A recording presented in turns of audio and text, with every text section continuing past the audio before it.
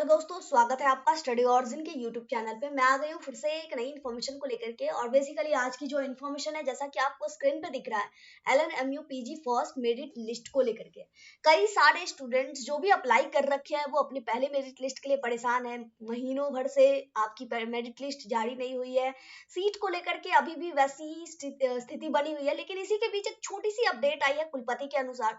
कुलपति ने कुछ अनाउंसमेंट करी है, तो वो हम लोग देख लेते हैं। न्यूज़पेपर आर्टिकल्स के थ्रू आई है, तो जो भी छोटी मोटी अपडेट्स आती हैं वो आपको बताई जाती हैं।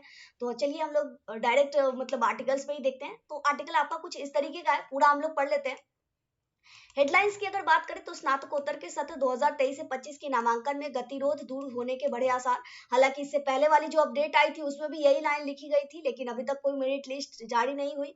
और टाइटल की बात करें तो मिथिला विश्वविद्यालय में पीजी की बड़ी सीटों पर नहीं होगा नामांकन। बड़ी सीटों दैट मीन्स आपको एग्जैक्ट रीजन पता है कि मामला क्यों अटका हुआ है। जितनी सीटें अलॉट करी गई थी उससे ज्यादा सीटों पर मिथिला यूनिवर्सिटी पिछले कई सेशन से एडमिशन लेकर के पढ़ाई करवा रही थी। ठीक है, तो इसी बात पे जब नजर पड़ी, मतलब एक होता है ना कि ये मामला सामने जब आया, तो पता चला कि जब मिथिला यूनिवर्सिटी में जितनी अलॉट करी गई उससे ज्यादा सीटों पर एडमिशन हो रही है, तो फिर रोक लगाया गया, नहीं सीटें जितनी अलॉट करी गई है उतनी ही पे एडमिशन होगा। तो उसके बाद से क्या है, बस उसी वजह से अटका पड़ा है मामला। इससे पहले वाली अपडेट्स में भी यही था, लेकिन अब क्या है, अब आया है कि जितना सीट अलॉट किया गया है उसी पे एडमिशन होगा। हालांकि ये टाइटल है। अब आर्टिकल्स जरा पढ़ लेते हैं कि क्या लिखा गया है। आर्टिकल्स की अगर बात करें तो ललित नारायण मिथिला विश्वविद्यालय में पीजी सत्र 23 से 25 की नामांकन प्रक्रिया में जारी गतिरोध समाप्त होता दिख रहा है।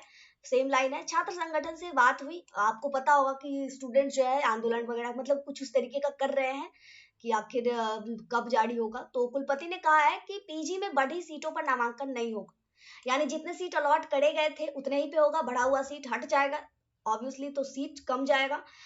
तो अब तक सीटों की संख्या को लेकर के ऑफिशियल नोटिस भी जारी नहीं हुई। ये बातें जो है जो एक होता है ना ओरली जो बात हुई है वहां पे छात्र संगठन की जो वाइस चांसलर है उनसे, तो वो वर्बली बताया गया है। अभी रिटन नोटिस नहीं आया इसको लेकर के।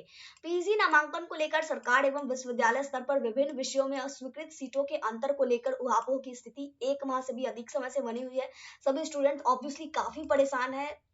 मिथिला यूनिवर्सिटी हमेशा से ही अपने टाइम के कैलेंडर, जो भी उसका एकेडमिक कैलेंडर होता था, हर चीज एक दो दिन अलग होता है वो मैटर नहीं करता है, लेकिन ओवरऑल सारी चीजें टाइम पे होती थी। लेकिन इस बार पहली बार है जो पीजी एडमिशन को लेकर के इतना ज्यादा टाइम लग रहा है। और रीजन आप लोगों को पता है, सीट वाली है।